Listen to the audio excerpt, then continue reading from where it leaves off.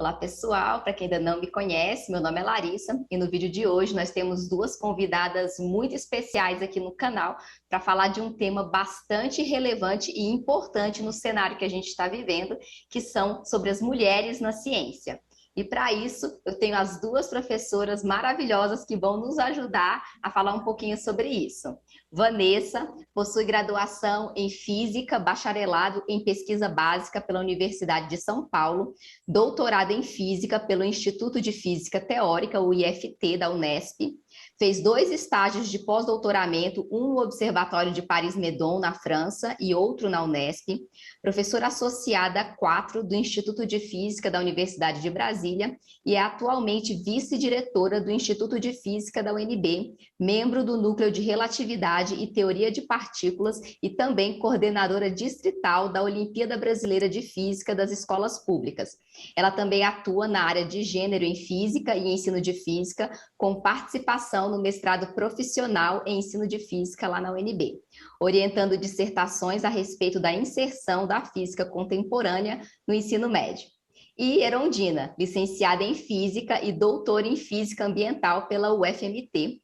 Atualmente é professora adjunta da UNB, coordenadora de extensão e coordenadora das Olimpíadas de Física em Brasília. Sejam muito bem-vindas as duas professoras e é um prazer imenso tê-las aqui.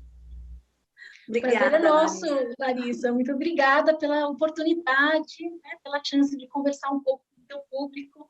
É uma honra estar aqui no canal. Obrigada, Larissa. É um prazer, né, fazer essa troca e vamos.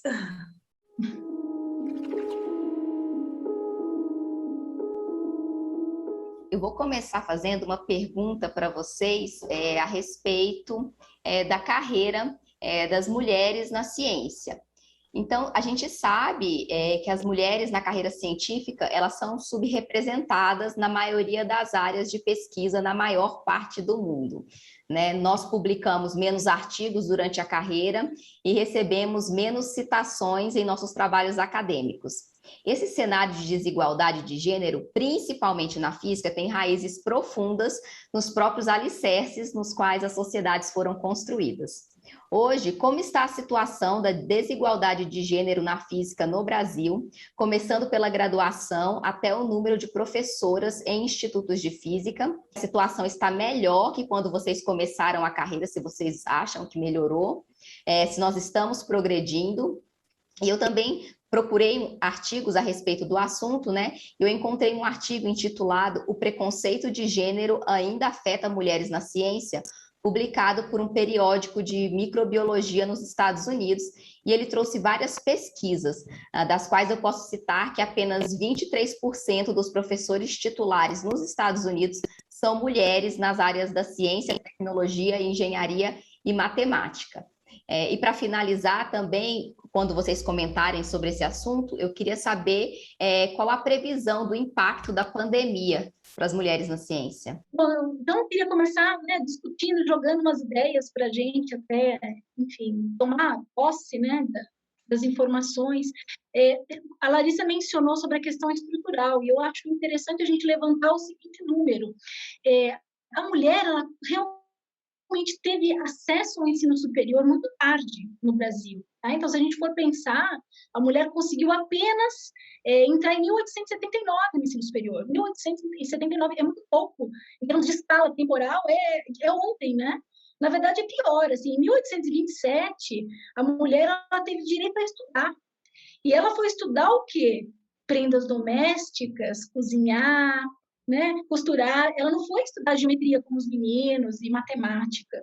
Então, assim, a coisa ela vem e de lá para cá, a gente vê a evolução, né, numérica, mas, por exemplo, não tem 100 anos que as mulheres, por exemplo, a gente teve a primeira engenheira, a gente foi ter a primeira física, mulher formada, em 1937, tá? E na década de 40 nós tivemos apenas 2 mulheres, uma delas eu tive o prazer de conhecer, a professora Elisa Frota Pessoa. Então, assim, são números bastante impressionantes, se a gente pensa, né, com a nossa mente de hoje, a gente acha que existe uma certa equidade, mas isso é bastante complicado, porque a gente vê que existe um certo impedimento da gente avançar na carreira, da gente chegar nos bancos, né, das escolas, das universidades. Então, por exemplo, as crianças, desde 8 anos de idade, a menina já tem dificuldade de gostar de matemática, muito cedo, né? Esse gosto da ciência, da matemática, ela já fica constrangida com a ciência durante um período lá, no início da infância, ela já começa a sentir. E isso se propaga, né? Então, assim, a gente vê que mudanças, não sei, a professora Erundina é um pouco mais jovem do que eu, mas eu me formei na década de 90, né? Terminei a graduação em 1995. E quando eu entrei na universidade, nós éramos o quê? Umas 5, 6 meninas, numa turma de 40. E se a gente olha hoje, a gente não vê uma modificação muito grande nesse número. A gente continua também com um número muito pequeno. Isso acontece no bacharelado, mas também na licenciatura. Então, realmente, os números eles não evoluíram quanto a gente deseja. E das que chegam no ensino superior, existe uma coisa chamada tesoura, né? O corte que elas sofrem, o teto invisível. As meninas vão sendo cortadas do sistema, muitas não se formam, as que se formam não seguem a carreira acadêmica, e quando elas querem fazer a carreira acadêmica, elas têm problemas para se tornar pesquisadoras, para manter grupos de pesquisa. Então, existem uma série de condições desfavoráveis, né? Então, aí a gente imagina, mas por que isso? Qual é a questão? Então, eu acho que é esse o tema que a gente tem que debater aqui, e esse olhar, né? Como é que a gente pode melhorar esses números? O que a gente pode fazer para as meninas, para que elas realmente se sintam totalmente capazes, plenamente incentivadas a entrar na nossa área de física, de matemática, de química? Eu acho que é o nosso desafio, né, professora Erundina? Sim, eu já sou, como a professora Vanessa colocou, já formo já em 2000, né? Não muito diferente também, quando eu entrei na minha sala era 47 homens, né? Eu só tinha ali 3 mulheres, entre elas eram 2 gêmeas e eu, né?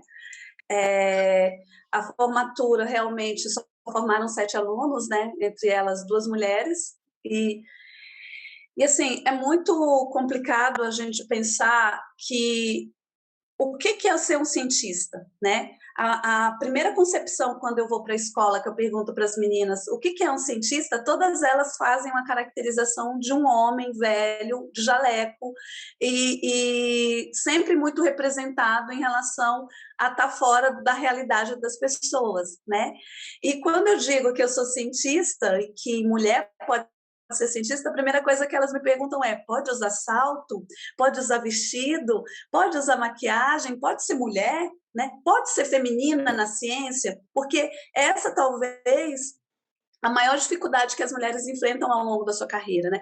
E tem também a outra questão, a questão da maternidade. Eu já chego na universidade mãe, né? Mãe de gêmeos, né? Então, eu passo ali por todos aqueles processos de ser PIBIC, de fazer mestrado, fazer doutorado com filhos. Então, a dinâmica da mulher, ela acaba sendo uma dinâmica e uma jornada de trabalho muito maior do que a do homem, né?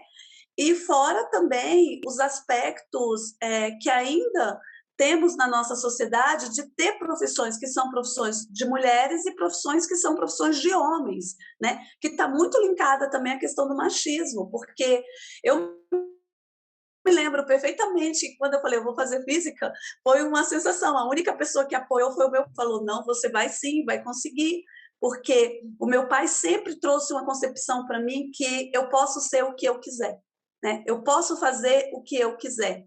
Então, eu tive isso em casa. Então, eu sempre fico com isso. Eu posso ser o que eu quiser, eu posso fazer o que eu quero. Mas é muito difícil quando você não tem essas bases. E quando você trata isso para a mulher e para a mulher na ciência em uma situação de pandemia, você vai observar que na pandemia a produção feminina ela caiu também. Por quê? Porque a nossa produção acadêmica caiu. Quem é mãe sabe que você tem uma jornada tripla. Né? Além da jornada estar ampliada, existe também a cobrança da maternidade, que ela é uma cobrança também que é colocada em cima da mulher. Né? Nenhum pesquisador, por exemplo, eu já tive projetos no qual eu participei, ou já tive ações dentro da academia que eu participei, que as pessoas me perguntavam o que eu vou fazer com os meus filhos, e eu tenho certeza que nenhum homem nunca foi questionado o que é que ele vai fazer com o filho dele quando ele for para a universidade. né? Quando ele for para campo. Eu, por exemplo, quem trabalhou em campo experimental como eu trabalho, ou quem precisa ir coletar os seus próprios dados, a mulher ela é muito questionada sobre, né? E fora também a validação. A pandemia, ela chega no aspecto e ela coloca também a mulher numa situação de desvantagem acadêmica novamente, né? Por que eu coloco essa desvantagem acadêmica? Porque quando você tem a maternidade, quando você é mãe, que você é cientista, se o seu filho fica doente, você vai parar e vai atender seu filho. Não é que a pesquisa pare e vá para o segundo lugar, mas você coloca ali, eu, por exemplo, eu falo para os meus filhos, eu falo, os meus dados também são os meus filhos, então a gente vai aqui compartilhando, né, e vai trocando. Então, tanto que eles falam, nossa mãe, tá bom, é o filho número 3, né, então eles já entendem, vou parar, agora minha mãe está trabalhando, mas é muito complicado isso na formação da mulher, na formação da ciência, e até mesmo o como a gente pensa o crescimento dessas futuras cientistas, né? É necessário, como nação, pensar nas potencialidades, tanto masculina quanto feminina, e juntando essas potencialidades, e não fazendo essa divisão de que quem pode tal coisa ou não, né? A Erundina tocou no ponto da maternidade, interrompendo um pouquinho a Erundina, mas eu acho interessante o seguinte, a mulher ela tem a característica de ser a cuidadora, né, da família. Então, a gente fez uma pesquisa, eu e uma aluna de iniciação científica, a Júlia Silva, e aí, mesmo meninas sem filhos, né, elas assumem esses papéis em casa. Então, elas vão cuidar do irmão, elas vão cuidar dos avós que estão doentes, elas vão ter que fazer o serviço de casa, o serviço doméstico. Não existe uma divisão de serviço doméstico dentro de casa. Então, a própria estudante, né, na graduação, ela está sofrendo esse tipo de situação. Então, é bastante complicado. E veja, a gente está falando de meninas que se interessaram pelo ensino superior, meninas que entraram no ensino de exatas. Se a gente olhar o Brasil, olha só que louco esse número, eu levantei esse número ano passado. De 1.000 pessoas do Brasil, né, 1.000 brasileiros, a gente tem 150 com ensino superior. Ou seja, 15% dos brasileiros têm ensino superior. Desses 150, 22 vão para as áreas de exatas, né? 22 dos 1.000. E desses 22, 7 são mulheres. Daí o corte vai seguindo, né? Então, quantos por cento vai ficar no final das contas desses 1.000, né? Que vão realmente atuar dentro da área da ciência? Realmente esses números assustam bastante, né? Então, a gente tem que realmente pensar em mecanismos de reverter esses números. E o mais assustador que eu vejo é que, se você olhar, por exemplo, o CNPq é a nossa agência de pesquisa que cuida da pesquisa do país, que faz o fomento, né? E eles têm aquela bolsa produtividade, é uma espécie de benefício que os pesquisadores com destaque têm. Aí, ao longo do tempo, existe toda uma hierarquia de bolsas, né? Os níveis, nível 2A, um D, um C, um B e um A. E aí, ao longo dos anos, como é que as mulheres estão nessas bolsas, né? Então, a gente vê que as mulheres, quanto maior o nível, menos mulheres a gente tem, tá? E esse número, isso que me impressiona, ele está meio congelado há uns 15 anos. Então, hoje, se a gente pegar a proporção das bolsistas top, né, continua a mesma coisa do que há de 10 anos atrás. Então, assim, realmente, né, a Larissa perguntou, essa evolução, as percepções que a gente tem, desde que a gente entrou na academia até hoje.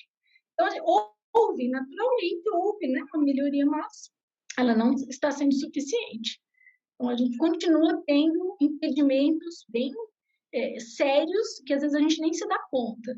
Eu não me dei conta dessa questão de gênero, eu não sei a professora Gerundina se ela sentiu isso, mas eu passei toda a minha graduação, todo o meu mestrado, todo o meu doutorado sem a menor ideia do problema. Eu comecei a sentir existia alguma questão pós-doc, quando eu engravidei. E aí foi o momento que poxa vida, eu tô grávida, o que eu faço? Aí liguei para a minha agência de fomento, e aí, o que eu faço, né? Vou ter licença maternidade, olha que ingenuidade, não, você tranca a sua bolsa, você tranca, porque aí não vai atrapalhar o seu tempo, né, de conclusão do doutorado, do pós-doc, na verdade estava no pós-doc. Então é isso, no momento que você mais precisa de dinheiro, de recursos, eles te falam isso. Então foi realmente bastante traumático, e eu achava que era uma questão minha, eu engravidei no momento correto, eu fui engravidar com meus 27 anos de idade, né? Sim, a mulher tem direito de escolher quando é que ela quer ter o seu filho também, né? é uma questão pessoal, eu quero ter aos 22, eu quero ter aos 35, eu achei que era aquele o momento certo. Mas é isso, mas eu olhava como se fosse uma questão minha, e não uma questão realmente da mulher em si. E houve uma mudança nesse sentido, então vou registrar aqui que é importante, né? A professora Márcia Barbosa, do Rio Grande do Sul, da URGS, ela é uma das que defende essa causa feminista na ciência, e ela, através de sua política científica, conseguiu, por exemplo, implementar uma licença maternidade para as bolsistas, tanto para as de doutorado quanto para as de pós-doc, né? Assim, foi um avanço, ainda bem que as nossas jovens, né, estão com essa facilidade hoje. E não é uma facilidade, né, gente? É amenizar uma questão apenas. Ninguém está dando nada de presente, não. Pelo contrário, a mulher grávida, a mulher que tem filhos, a mulher que tem gêmeos, como a Erundina, né, mais ainda, tem o seu tempo muito tomado pela maternidade. E isso é muito legítimo, gente. Isso faz parte da vida, né? É porque o cientista tem aquela coisa da dedicação, trabalhar final de semana, trabalhar às noites, os dias. Então, assim, a gente tem que realmente olhar essas questões. Então, é uma coisa importante. Como eu já chego eu engravido ali no terceiro semestre da graduação. A primeira coisa que aconteceu quando eu falei que eu estava grávida, eu perdi a bolsa de PIBIC, né? Não poderia ficar comigo porque eu estava grávida.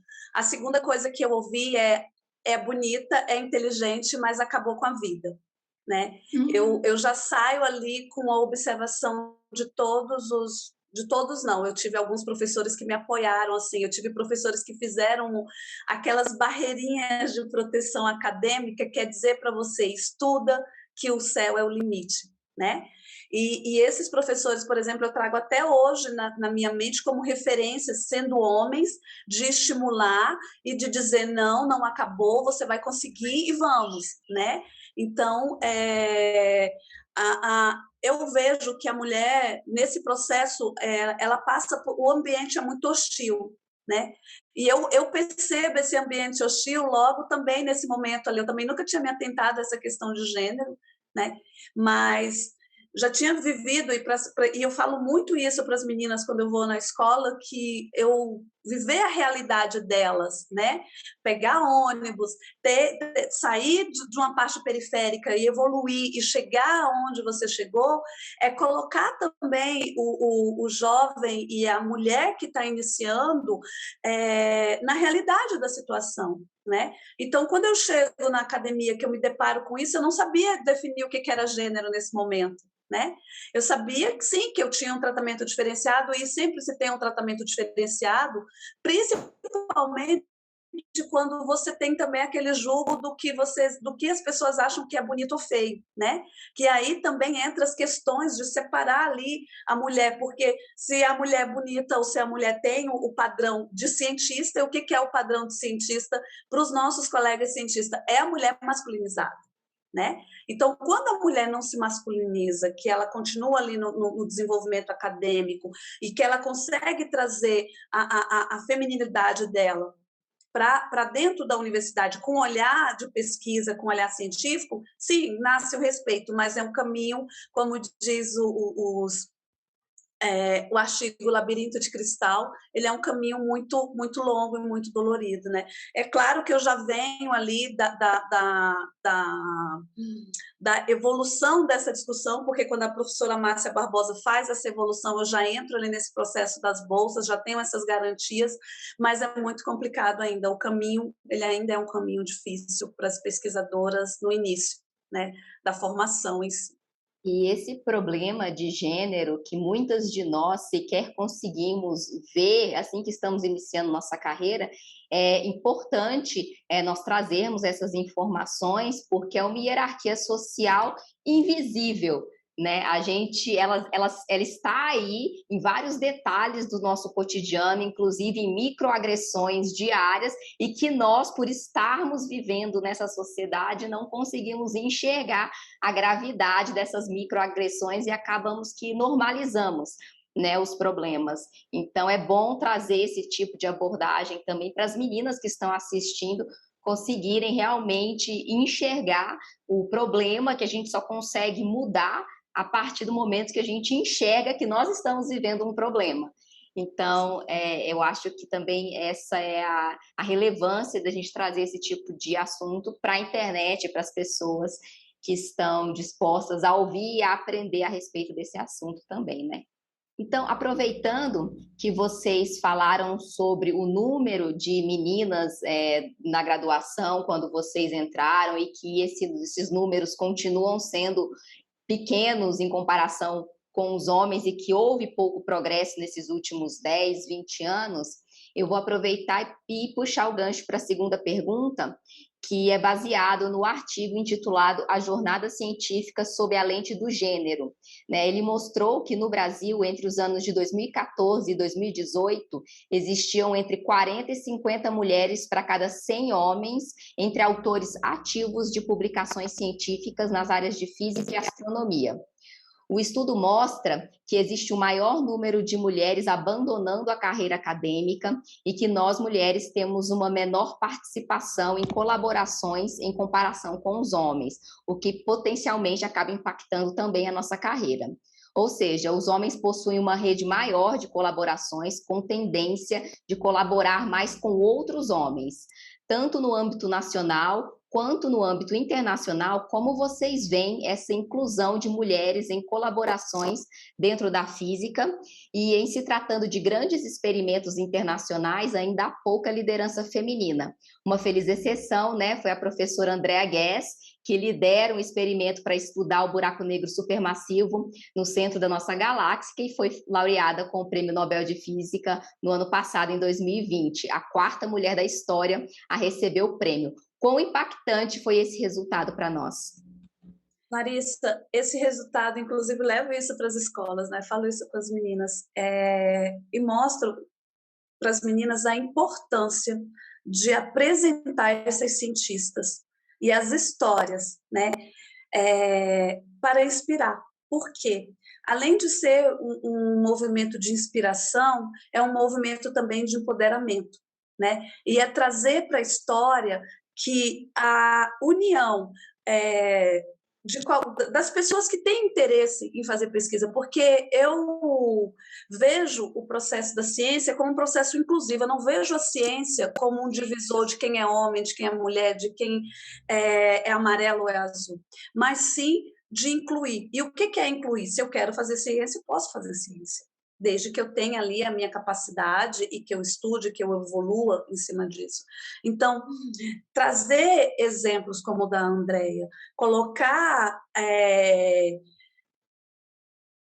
para essas futuras mulheres, né, que são crianças ainda, né, ou essas jovens, ou essas pesquisadoras que estão iniciando a sua carreira, o estudo, a importância, esse Nobel faz um empoderamento muito importante para reforçar a participação dessas mulheres na ciência, né? A ONU, ela tem essa chamada de ampliar essa participação feminina, né?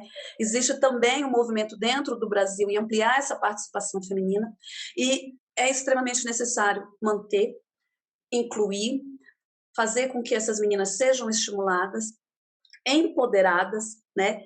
E apresentar essa história, porque ao longo da nossa vida de cientista, você vai observar que os homens, eles acabam ganhando todas as relevâncias, e as conquistas científicas femininas, elas acabam sendo minimizadas. Não existe também, né, um holofote em relação a essas conquistas da mulher. E no âmbito de estimular e de contar e de participar, porque quando esse Nobel chega, ele não chega só para a mulher, ele chega para todas as mulheres na ciência que estão desenvolvendo e que estão ali atuando em várias áreas, né? É o reconhecimento da nossa capacidade, da nossa potencialidade, dos nossos esforços, e assim também, eu acho muito importante, colocar também para toda a sociedade que ciência não tem gênero, ciência não tem raça, e ciência não pode ter preconceito. Acho que só completando a ideia da Erundina, é isso, é o exemplo, né? E aí, de novo, voltando naquela retrospectiva, eu gosto muito de ver a história, porque a gente entende mais o momento de hoje se a gente olha, por exemplo, década de 60. A gente teve a Bell Burnell trabalhando na área de pulsares, das estrelas, a Larissa conhece, né? E ela foi excluída do Nobel. Ela trabalhava no grupo, né, que estava ali em 1974, os homens ganharam, e até que ponto ela não teve a sua contribuição? É óbvio que ela teve. Então, isso é muito frequente na academia. O homem se apropriar da ideia de uma mulher, né, e levar aquilo como se fosse dele. Não sei exatamente o caso do grupo, mas é isso, ela tem que estar junto na premiação. Né? Aí a gente tem a terceira, a Larissa mencionou a Andrea, a quarta, né? A terceira mulher que foi prêmio Nobel foi em 2018, que foi a Donna Strickland. E qual é a história dela? Ela ganhou o prêmio Nobel, mas ela ainda é a professora assistente da universidade dela. Ela não é titular, né? Você tem uma hierarquia, uma carreira na universidade. E ela, por que será que ela é uma professora assistente, né? E eu estou falando de 2018. Então, esses números realmente, essas datas marcam que a nossa conquista está sendo muito recente. A gente tem que mostrar para as meninas isso, né? Olha, vamos mirar. Quais são as grandes cientistas? A gente chega numa sala de aula, a professora Erundina deve saber bem, pergunta quais são as grandes cientistas mulheres aí da história. E o pessoal vai falar da Madame Curie. Não vão se lembrar dos outros tantos nomes, né, que a gente tem. Então, assim, é uma situação extremamente desagradável para a gente. Eu estudei o episódio, né? Eu estudei a vida toda ali, a minha física teórica, que eu sou física teórica, estudei o Teorema de Noether. E o Teorema de Noether é a chave de toda a física teórica. Ele fala sobre as leis de conservação e assimetrias dos sistemas, né? O Einstein usou tudo que ela falou, e era uma mulher, e eu fui descobrir que era uma mulher, a Amy Noether, depois, muito tempo depois. Então, assim, caramba, custa falar que é uma mulher, custa colocar o primeiro nome dela no teorema, né, e marcar, olha, as mulheres estiveram aqui, né, dando essa contribuição. É fundamental. Então, é isso, a mulher ela é apagada da história e a gente tem a obrigação de iluminar esses nomes e levar isso para as escolas, para a formação de professores, para o ensino básico e para a comunidade em geral. Esse trabalho, né, da Larissa é fundamental, porque é isso, né? E não é só, não é só também nessas grandes conquistas, né? São nas pequenas conquistas da academia, sabe? Quando você ganha um edital, se um colega homem ganha, nossa senhora, ele pode ganhar 100 mil e você ganhar 650 mil. A comemoração para a mulher não é equiparada ao valor que chegou, entendeu? Então, assim, e na maioria das vezes, você vai ouvir sempre alguma coisa de um colega. Ah, não, mas também foi fulano, olha lá o jeito que tá, né? É sempre minimizando essa conquista. Então, se você tem mulheres que, na maioria das vezes, são chefes de grupo de pesquisa, elas precisam provar muito mais do que um homem que é chefe de grupo de pesquisa, né? E aí eu vou até mais além, porque aí eu já trago o meu próprio exemplo, né? De várias conquistas científicas e de vários projetos que você está ali trabalhando junto, você tem os colegas extremamente parceiros, mas você também tem o julgamento das pessoas que não estão na sua parceria, né? De que não é fulano que fez, nunca é a professora que faz. É sempre um homem que está fazendo, ou é isso mesmo, a imagem da mulher ela vai ser sempre minimizada, né? Parece, e eu tenho essa sensação, que nós mulheres estamos sempre tentando estar ali com o nosso máximo, né? Mas esse máximo parece que a régua ela vai sempre subindo a cada conquista feminina, sabe? Tipo, para um homem era aqui, agora não, veio uma mulher que conseguiu, ela vai sempre subindo. E isso acaba aumentando a dificuldade de pesquisa feminina, né? Eu vejo que essa dificuldade de atuação das mulheres em relação a esses grandes projetos, essas grandes movimentações e esse apagamento, né, é muito prejudicial para o desenvolvimento da ciência coordenada por mulheres no nosso país. E a gente vê esse comportamento na própria sala de aula, né, Regina, do grupo de estudantes, as meninas geralmente ficam mais caladas, trabalham mais sozinhas, né? Enquanto os meninos ficam ali levantando a mão. Porque se a estudante faz uma pergunta que não é tão boa, né? Ela vai ser julgada por aquela pergunta. O menino não está nem aí, fez qualquer pergunta, tudo bem, se é uma boa pergunta, se não é. Então, essa coisa de ficar introspectiva é uma tendência. E isso vai se refletir nas colaborações, né? É natural isso. Ela acaba ficando realmente mais solitária nas suas pesquisas. E isso é um problema, porque quanto mais você está em grupos, né, discutindo colaborações, você está produzindo mais, está participando mais. Então, mas assim, eu acho que a nossa fala aqui, Larissa, não é para desanimar, não, pelo contrário, é para mostrar, olha, a gente tem que mudar esse ponto, esse ponto, esse ponto. E a gente consegue, né? É um esforço, as mulheres estão entrando nessas colaborações, a Larissa é um exemplo, a Larissa está no bico, nos representando, ainda que ela esteja representando o chinês, ela está representando as mulheres brasileiras, eu acho importante isso, né? Um excelente trabalho, uma grande colaboração. Então, é isso. Então, realmente, é mostrar que existe a questão, mas que a gente consegue superar, sim. E o tempo vai nos ajudar com isso, né?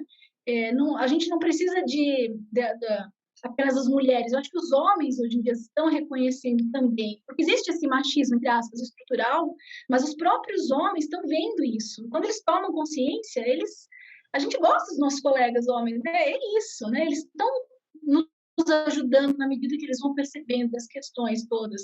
A SBF, Sociedade Brasileira de Física, tem uma comissão que trata dessas questões de gênero e promove debates. Então, assim, eu acho que é bastante importante esse tipo de abordagem na comunidade científica, para que a gente possa caminhar cada vez mais.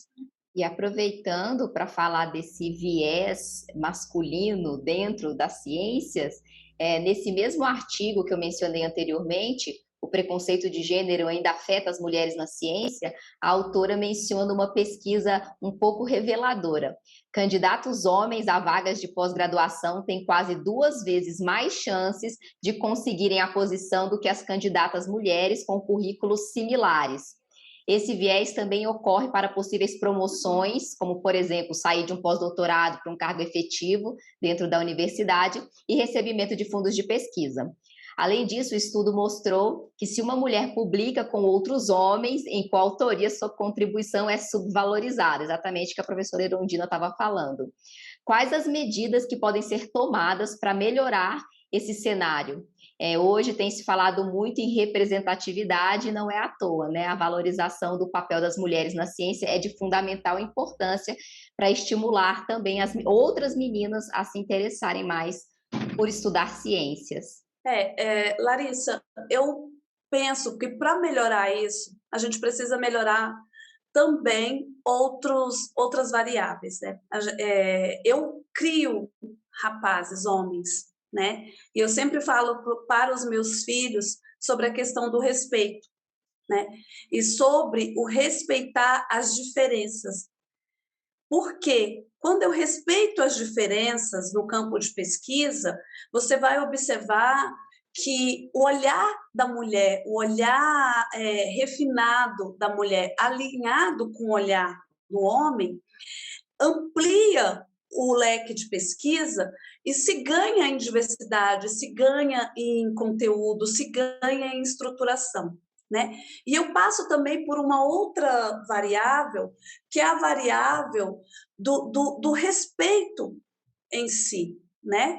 Porque cientificamente e a título de capacidade técnica, os estudos em relação às inteligências múltiplas e ao desenvolvimento do conhecimento e das nossas aprendizagens, você vai observar que tanto homem quanto mulher aprendem, né? Então, eu não posso dizer que por ser um gênero ou por ter qualquer outra afinidade vai ser melhor.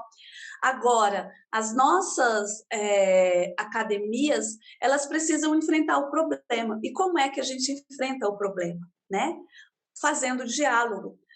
O diálogo e, sim, a reorganização em relação a diminuir as ações desses assédios, né? Então, é necessário, sim, trabalhar com a raiz do problema, é necessário, sim, fazer um diálogo sobre a questão, é necessário, sim, apontar os discursos que são os discursos pesados, carregados, né? E aí você vai observar que vários cientistas vão citar a questão da produção, a questão da desqualificação científica, a questão do corpo, da voz, por exemplo. Eu tenho pesquisadoras que falam, nossa, eu tenho que gritar para ser ouvida, né? E quando eu grito, eles falam, ela grita, mas se eu não grito, ninguém me escuta. Então, sempre tem que trabalhar com um tom a mais da voz, né? E passar ali a questão da menstruação, por exemplo, qualquer coisa que aconteça no campo científico, que a mulher tenha uma elevação da ação, é porque ela está menstruada. Né? Ah, está menstruada. Não é aquela coisa assim, de que já começa a ter aqueles impactos ali de diminuir, ou até mesmo de diferenciar a estrutura. Então, esse processo de melhoria, ele passa pelo processo da formação. E qual é o processo da formação? É trabalhar com os nossos jovens as nossas capacidades, é trabalhar com os nossos jovens o processo de aprendizagem, é trabalhar com esses jovens o processo de conhecimento e de respeito, né? Respeito pela diversidade, respeito pelo desenvolvimento intelectual, científico, de pensamento, de igualdade, de religião e qualquer outro, né? Nesse ponto que eu penso que caminha o melhoramento em relação às nossas universidades. Mas, e diante das políticas públicas, né? A gente precisa, sim, a gente tem projetos que estimulam, né? Eu coordeno projetos que estimulam essa participação feminina, então essa participação ela precisa ser estimulada. Né? Precisa, sim, ter um olhar sobre esse processo de incluir a mulher nessas áreas, né? E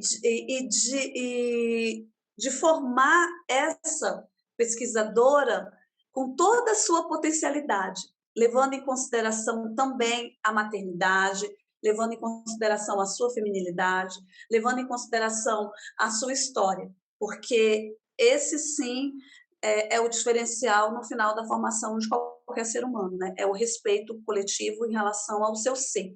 E falando da diversidade, né, eu acho assim, existe, lógico, né, uma questão de igualdade, de capacidades, mas eu acho interessante marcar a diversidade.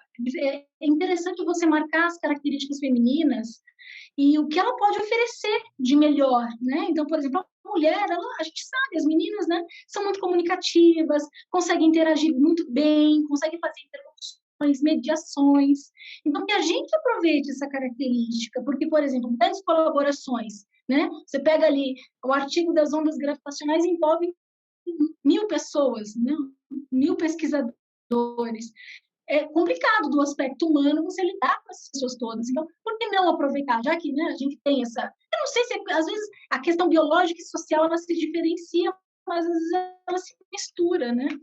Então, é isso. A gente tem que aproveitar as nossas potencialidades. É importante. E outra coisa, a questão do desperdício, né? A gente fala da sociedade capitalista e, assim, você investe na formação de uma estudante de física, por exemplo, pegando a física. Ela faz toda a sua graduação numa universidade pública e gratuita, faz uma pós-graduação, ganha bolsa de pós-graduação, vai para o exterior, e, de repente, essa menina, mulher, agora, ela não tem oportunidades. Ela desiste, ela abandona a carreira, ela não cresce, ela fica desestimulada.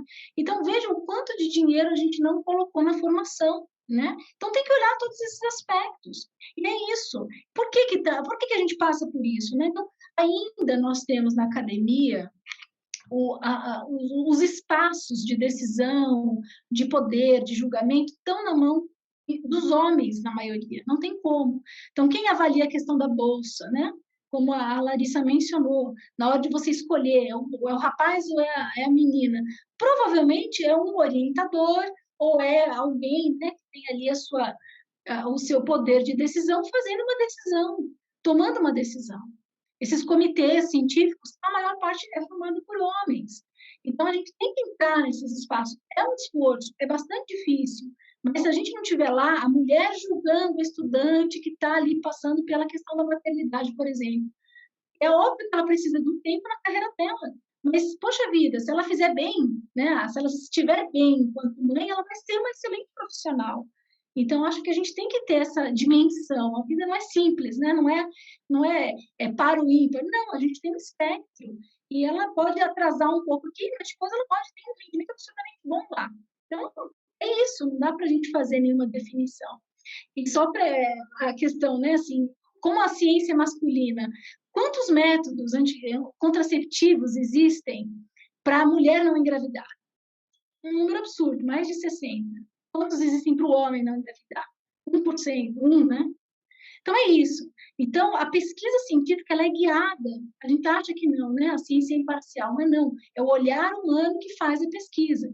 E a gente guia a pesquisa de acordo com os nossos interesses. Então, a gente tem um interesse masculino na pesquisa. É óbvio, né?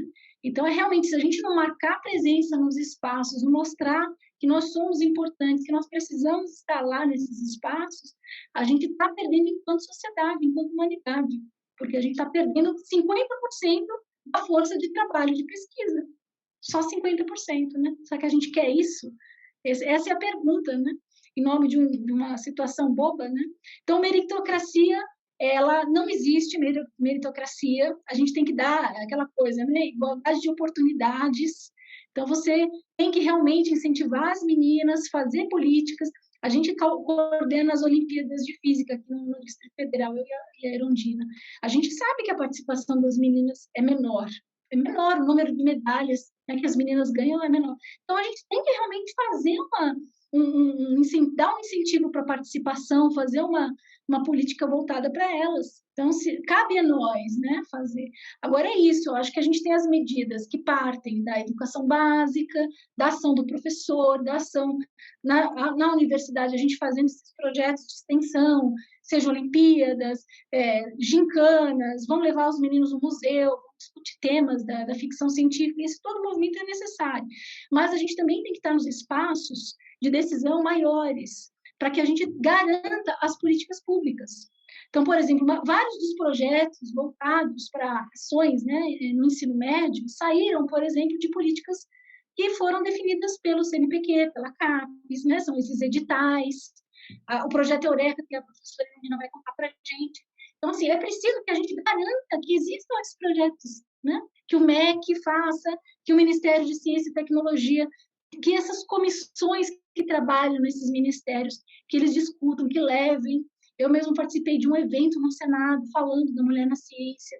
Poxa, como é bacana, a gente está ali com as deputadas, com as senadoras, pensa, porque o problema da mulher nesses espaços de poder não está apenas na ciência, tá? Em tudo, né?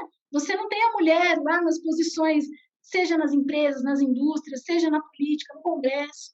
Então, é um movimento que, se a gente se une enquanto, né, mulheres que querem estar nesses espaços, a coisa ela fica muito mais frutífera para nós. Então, essa é a mensagem. Eu acho que eu gosto muito da ação formiguinha, a gente, né, pequenininho ali, fazendo ações, mas a gente tem que pensar também em pressionar os nossos políticos e onde a gente consegue, né, obviamente, para poder que haja esse espaço adequado para esse trabalho. Por último, eu queria tratar de um assunto que é bastante sério e que também, com certeza, contribui para a desistência feminina no mundo acadêmico. O assédio, tanto moral por questão de gênero, quanto o assédio sexual. O livro Gender Shrapnel in Academic Workplace descreve que mulheres são expostas a pequenos insultos frequentemente em instituições de maioria masculina, causando danos a longo prazo. O livro cita mulheres sendo constantemente interrompidas em reuniões, suas opiniões não sendo levadas em consideração, outras pessoas tomando crédito por suas ideias, mulheres acusadas de conspirar com outras mulheres ou sendo excluídas de decisões de grupos ou eventos. Lendo isso, eu senti como se eu mesma tivesse participado da pesquisa, por já ter passado por situações similares. O artigo sequer menciona sobre a maternidade, que já foi aqui abordada pela professora Vanessa e pela professora Erundina. Isso volta para todas as questões anteriores de subvalorização da mulher na ciência que impacta a representatividade. Eu gostaria que vocês comentassem sobre assédio dentro do ambiente acadêmico e o que podemos também fazer com relação a isso. Larissa, eu acho que eles me fizeram essa pesquisa também comigo, né? Eu participei dessa pesquisa e não estou sabendo.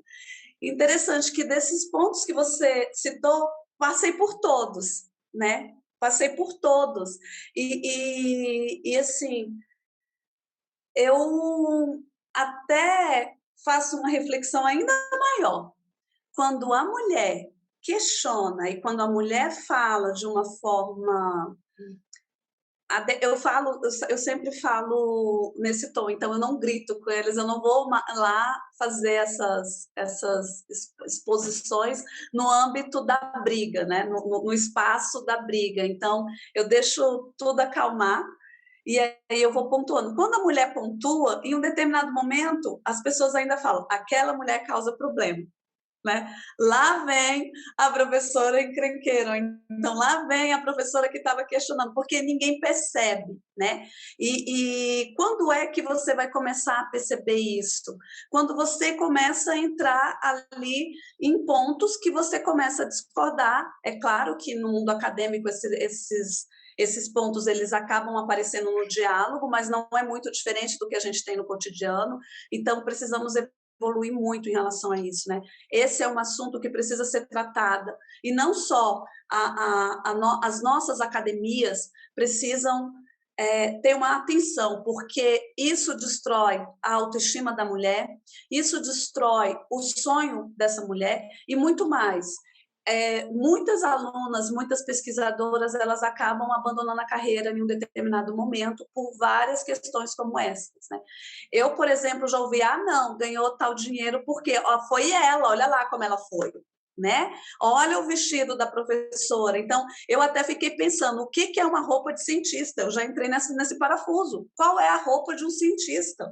Porque nenhuma roupa que você coloca tem ali um ajuste adequado, né? Qual é a postura? E aí eu até perguntei, eu fiz até uma pergunta para algumas colegas minhas de como é que uma cientista tem que colocar. Aí eu ouço de algumas colegas, né? Você tem que estar com o cabelo amarrado, põe uma camiseta, um tênis, né?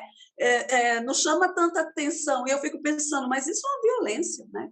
Eu gosto de passar uma maquiagem, eu gosto de ir no cabeleireiro, eu gosto de fazer a unha, eu sou feminina, eu gosto de ser mulher, né? Eu estou muito bem resolvida com o meu corpo, então ter uma mulher bem resolvida, dona de si e que segura isso é um problema também, né? E aí vem todas essas questões apontadas, vem a questão da fala, vem a questão da sexualidade, né? Vem a questão da abordagem acadêmica, porque não é impossível para uma mulher ser bonita e ser inteligente. As duas coisas para uma mulher, para determinados homens, é inadmissível, é como se fosse um pecado, né? E aí vem os julgamentos da sociedade mesmo, que todas as mulheres, em um determinado momento na vida, já ouviram, né? Como trabalhar isso? E aí, eu particularmente, hoje, eu tenho, assim, muito orgulho da instituição que eu faço parte, porque eu percebo que a Universidade de Brasília ela vem trabalhando isso no diálogo, né? na abertura pedagógica para isso, no desenvolvimento de pequenas ações ali educativas, porque nós precisamos reeducar, é um processo de reeducação coletivo, né? E é lento, mas está acontecendo. E eu digo para você que o resultado disso é muito positivo, porque você constrói, depois de tudo isso, desse diálogo e dessa estruturação, um espaço melhor para o pesquisador, para a pesquisadora, né? E respeitando ali, como eu já falei anteriormente, a sua individualidade, a sua essência de ser humano, porque não adianta também você se anular como mulher para ser cientista. As duas coisas, elas precisam estar alinhadas. A mulher, ela precisa estar bem como mulher e ela precisa também estar bem como cientista. E não é uma roupa, não é um posicionamento quando você destoa do colega, né? Tipo, eu não posso destoar do colega. Eu já ouvi de colegas, por exemplo, não me repreenda na frente dos outros colegas, né? Não me questione, não, você precisa validar ali, você tem que receber a validação para ser ouvida. Então, muitas vezes você tem que ter um jogo de cintura, tem que ter um bom trabalho, e eu percebo que o diálogo, a compreensão também de que muitas vezes esses homens eles foram educados em um processo que não é o processo atual, né? Nós desenvolvemos ao longo desse tempo avanços, a sociedade ela vem tendo um diálogo muito importante sobre a importância da mulher, sobre a importância da diversidade. Então, nós estamos em um processo evolutivo, né? E esse processo evolutivo é o processo, como eu falei anteriormente, do respeito, da conscientização, da formação. Então, trazer para o campo acadêmico o discurso e colocar essa mulher também empoderada, né, nessa estrutura é muito importante. E uma outra coisa que eu percebo também, o alinhamento das cientistas. Eu sempre faço uma coisa e eu quero sempre continuar fazendo, é de validar as conquistas das minhas colegas cientistas, né, de colocar ali o palco, de reconhecer esses avanços das pesquisadoras brasileiras também. E é interessante, né? Porque assim, eu tenho um pouquinho mais de idade que vocês, então eu vejo, né, um período maior e uma evolução. Então, por exemplo, na nossa época de estudante, da minha geração, era muito comum que as meninas sofressem esse tipo de diminuição em sala de aula, né? Esse demérito que se dá. E mesmo a relação professor-aluno, às vezes é uma relação bastante complicada, e com as mulheres fica pior ainda, né? E isso eu falo de um assédio moral, por exemplo, mas existia o assédio sexual, a gente pode falar sobre isso também, entre aluna e professor. Eu já tive colegas que sofreram esse tipo de assédio, às vezes na pós-graduação, pelos próprios orientadores, vários casos, e assim, extremamente grave. Qual era a escolha da menina na época da estudante? Era ficar quieta, porque ela estava numa posição de total desvantagem. Ela precisava defender o doutorado dela, ela precisava, né, se formar.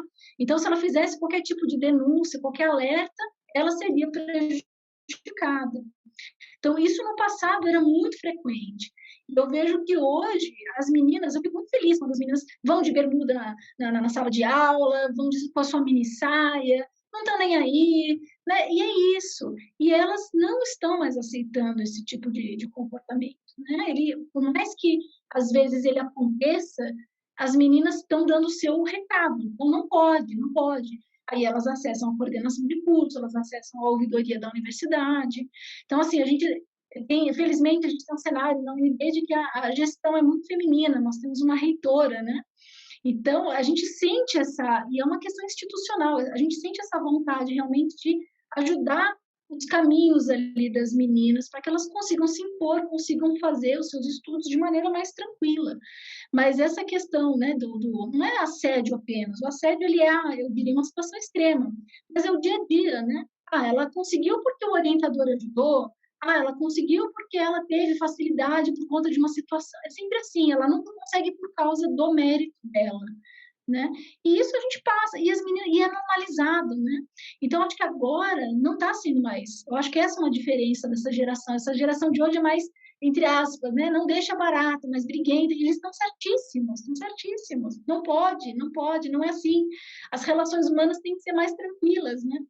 Então, eu vejo essa evolução nesse sentido. Eu acho que as coisas estão caminhando, apesar de um ritmo lento, né? Mas elas estão caminhando para um lugar melhor, né? Eu acho que a gente pode ficar mais feliz. A gente tem vários colegas na universidade que estão realmente se sobressaindo na pesquisa. Isso é bastante feliz. Nós temos vários professores na Academia Brasileira de Ciências, na Universidade de Brasília, por exemplo. Então, nós estamos caminhando, sim.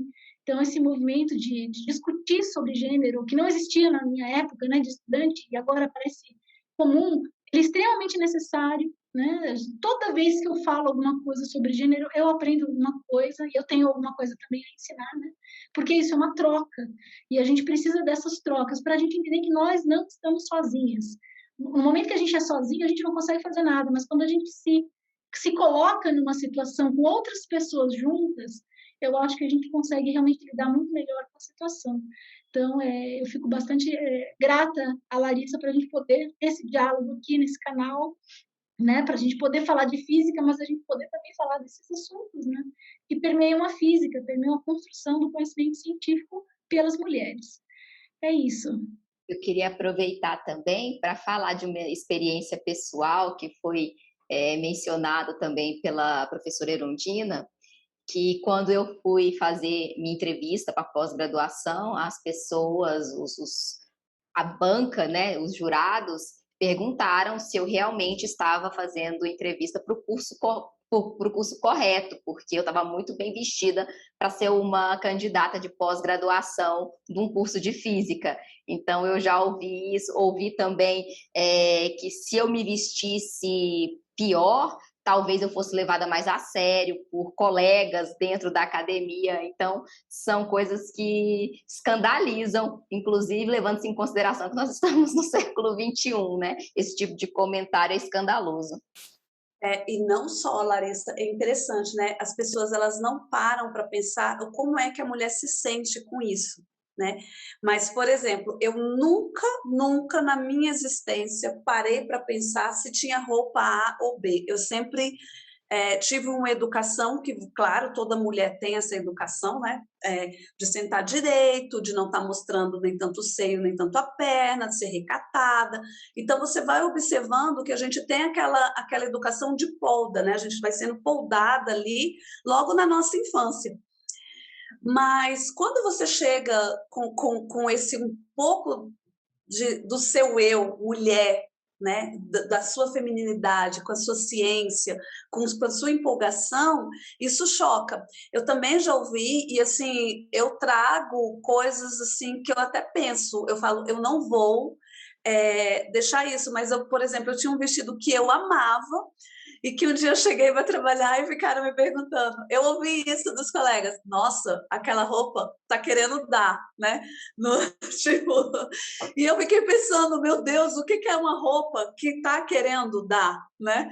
Então, assim, eu tirei aquele vestido e era um vestido que eu amava. E depois, em um determinado momento, eu pensei, não é a minha roupa, não é o meu vestido que vai estar descrevendo a minha intenção sexual, né? Mas naquele momento eu não tinha maturidade para isso. Então, isso a gente também vai adquirindo com o tempo, né? E conversando também com outras pesquisadoras e com outras professoras. Eu conheço pesquisadoras de outras áreas que elas vão para um movimento oposto, que é o de confrontar, né? Que é o de se impor ali chocando. Eu já sou um pouco mais tradicional, eu vou naquele movimento do diálogo, de tentar ali aos poucos, eu vou me mantendo firme, mas também é um movimento de resistência, né? Mas tem pesquisadoras que já têm um processo de inverso, que é o processo de se anular. Né? E a anulação científica ela é muito perigosa para a academia porque você perde os talentos. Então, o país investiu muito, né? E você tem ali questões de aspectos de gênero, até mesmo de aspectos pessoais, e até mesmo no campo das inteligências, né? Das inteligências emocionais, interferindo no processo de formação acadêmica, né, de desenvolvimento acadêmico. Então, é grave, eu vejo que algumas coisas que várias pesquisadoras viveram, e até mesmo que eu já vivi, ou que você relata, e que a pesquisa traz, né, são coisas que, para quem sentiu, sabe que isso não traz nada de conforto, mas que precisam ser combatidas. Então, o ponto é, vamos melhorar, vamos evoluir, porque ciência é a formação de uma nação. Não existe uma nação que tenha conseguido alcançar o seu êxito sem uma boa formação científica, né? E é necessário, sim, contar com todas as habilidades diversas e amplas, né? Esse é o meu ponto. Vocês estavam falando da roupa e na hora eu me lembrei, né? Esse não é o espaço de vestir essa roupa. Quando eu voltei do pós-doutorado para o Brasil, eu estava grávida. E eu causei ali uma comoção no meu instituto, onde eu fiz o segundo pós-doc, né? E eu tive a minha filha, a minha agência de fomento não me dava licença maternidade, e eu tive, depois de 40 dias do parto, que voltar a trabalhar, voltar a participar das atividades de pesquisa. E eu levava o meu bebê, porque já diz o Ministério da Saúde que a gente tem que aleitar a criança, não é? Durante 2 anos. E eu tinha que levar. E aí o diretor do instituto veio me abordar dizendo que, olha, vieram, né, contar para mim que você está trazendo o seu bebê, e esse não é um espaço para criança, né? Eu deixava a minha filha com as minhas colegas, a gente também é estudante, não tem muito dinheiro, né? Não tinha muito recurso, deixava ali com as minhas colegas para poder fazer as reuniões. Então, é uma situação extremamente delicada, né? Então, qual é o espaço da mulher? Essa é a pergunta. Será que as coisas mudaram muito desde o meu pós-doc até hoje? Aí a gente para pensar, será que a universidade tem creche para as mães estudantes, para as mães professoras, né? Então, assim, a mãe professora ainda tem a licença maternidade de 6 meses, mas a mãe estudante não tem. E 6 meses, para quem tem filho, sabe que não é o suficiente. Você tem que estar ali perto, né? Se você mora longe.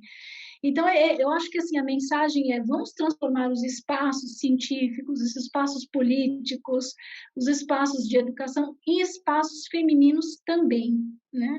Nós também podemos nos apropriar desses espaços com as nossas necessidades, com os nossos, a nossa parte boa e a nossa parte ruim. A necessidade parece uma coisa ruim, não, mas poxa, criar uma criança, a nossa responsabilidade está ali.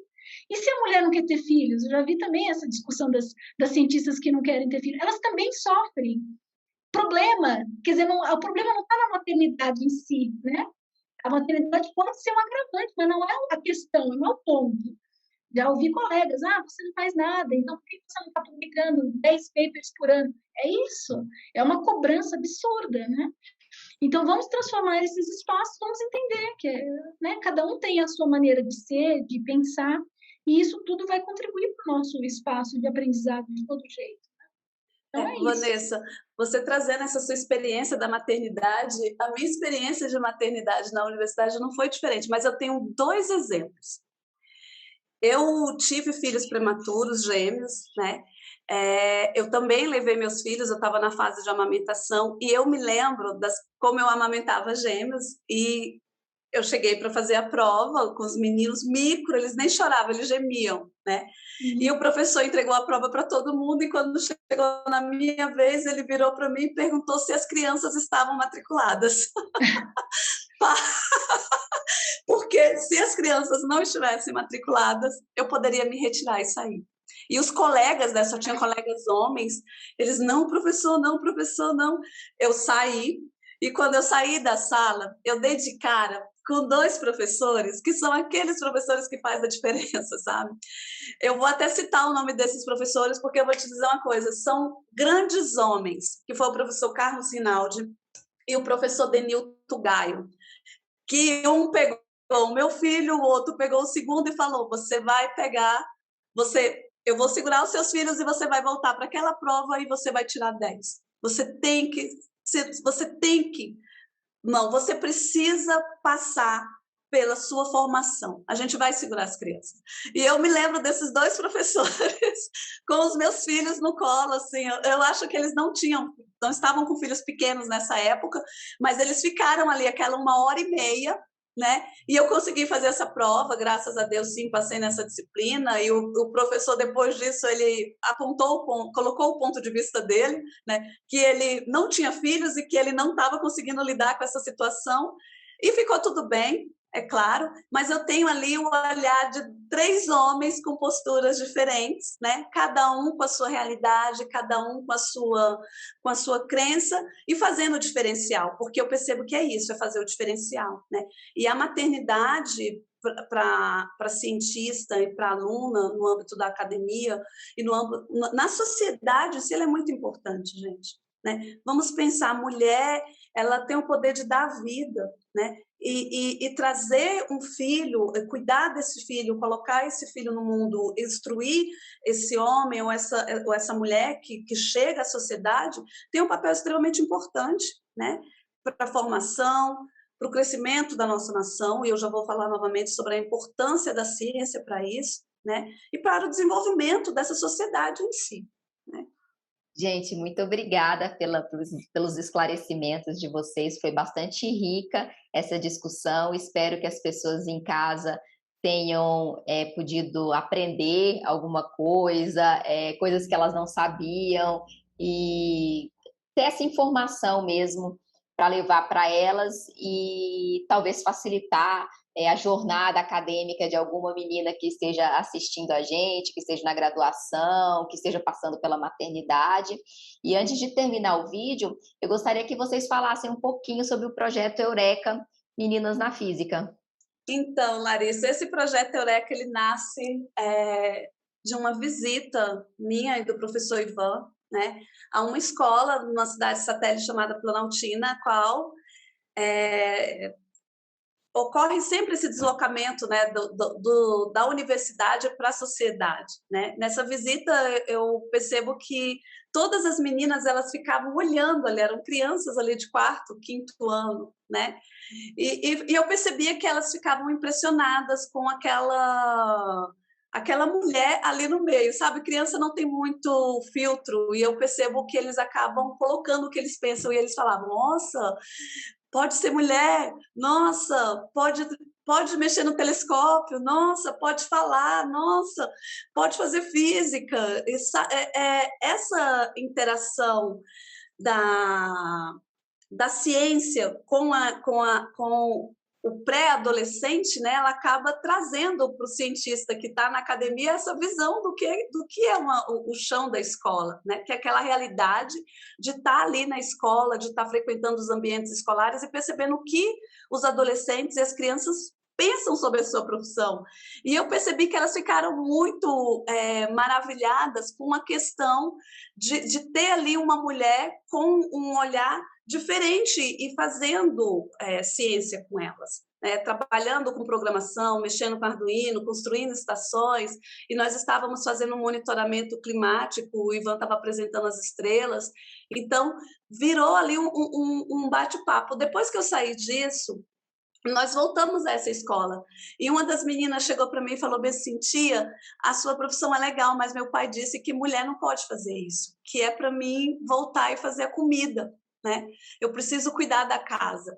E aquilo me chocou muito, porque eu até fiquei pensando, eu falo, nossa, a ação ela precisa ser muito mais efetiva na autoestima dessas meninas e na potencialização desses conhecimentos, né?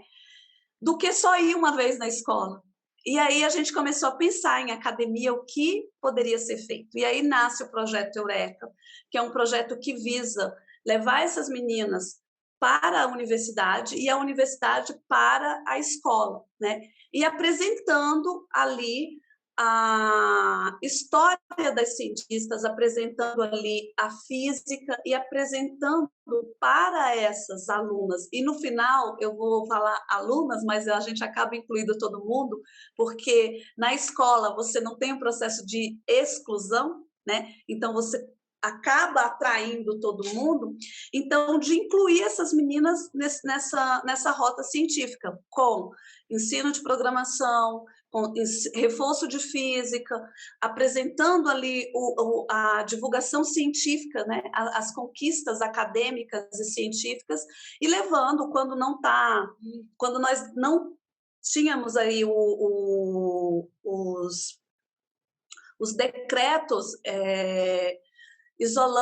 fazendo o fechamento das escolas, essas escolas iam até a Universidade de Brasília, visitava a nossa experimentoteca lá, a equipe tinha palestras e cursos, né? E na sequência a gente ia nessas escolas e fazia essa interação de volta. Então é um projeto que visa a ampliação, o estímulo, o desenvolvimento dos conceitos físicos e científicos, porque acabou agregando também as meninas da arquitetura, as meninas a gente trabalha meio que em parceria, né? As meninas da mecânica, tem meninas da elétrica, da química, então virou ali um conjunto de discussão científica olhando, né, a conquista das mulheres em várias óticas, né? Hoje, por exemplo, nós já temos com o projeto 5.000 atendimentos, né, nas escolas. Atualmente, nós atuamos em áreas de risco, né? Visitamos meninas em situações de risco e trabalhamos não só com os conceitos científicos, com o reforço, com a divulgação, mas também com a autoestima. Por que com a autoestima? Porque é importante também validar essas meninas, né? É importante dizer que ela não é esperta, que ela é inteligente. É importante dizer que ela é capaz. É importante dizer que ela pode. Então, se o sonho dela é ser astronauta, ela pode, desde que ela saiba quais são os caminhos. Então, vai precisar reforçar o estudo de física, de química, de matemática. Então, acaba sendo também um processo de troca e de orientação, né? Hoje nós temos uma demanda muito grande para esse projeto. Esse projeto ele é financiado pelo CNPq junto à FAPDF em Brasília, né? Mas ele é um projeto que ele está em evolução. Então ele saiu de dentro do instituto, né? Ele sai do chão de escola para dentro da universidade para a comunidade.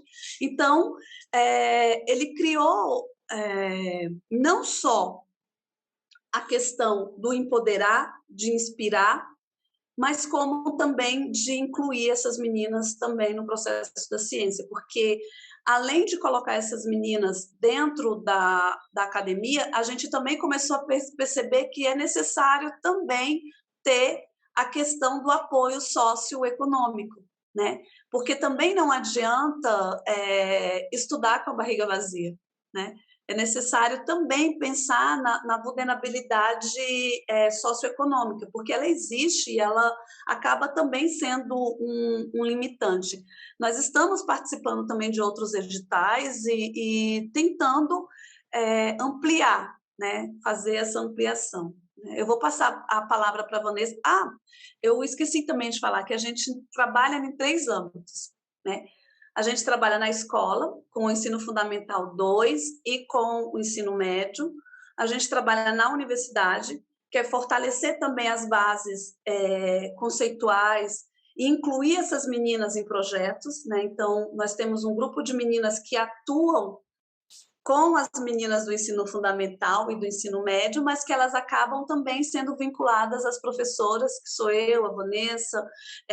Nós temos os laboratórios de pesquisas coordenados pela professora Alexandra Mocelini, pela professora Letícia, pela professora Adriana Ibaldo, pela professora Maria Aparecida. Então, você tem ali um conjunto, na verdade. Vanessa, depois reforça as que eu esqueci, né? Mas tem a Reva, tem a professora Maria de Fátima Maquiúcha, a Roseline, que de vários âmbitos, né, da pesquisa, acabam fazendo ali a sua atuação dentro dessa parceria, né, com esse olhar de várias áreas. Por que de várias áreas?